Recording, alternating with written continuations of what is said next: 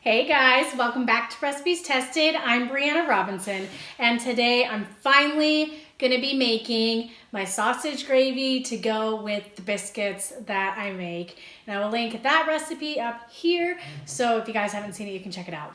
This gravy is one that I kind of tinkered with the method of how to cook milk gravy and just found a way to make it like a foolproof way, because I went through years of it being too salty, it being too bland, not enough meat, not enough milk, it would be too dry, or it would be way too thick. And I finally figured it out. I'm gonna share it with you guys, so if you wanna see how this recipe turns out, just keep watching and I'll get testing. So the first thing I got going on doing was browning my sausage, and this is grass-fed sausage from a butcher, which I highly recommend if you don't, because it's so delicious and ends up saving you a lot of money in the long run.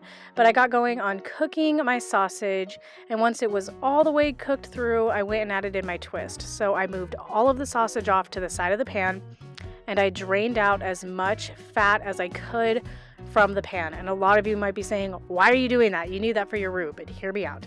So I got most of the fat drained, and then I added in 2 tablespoons of bacon fat. And I found that this is the key to making a perfectly balanced sausage gravy. So once my bacon fat was all melted, I went and added in my flour.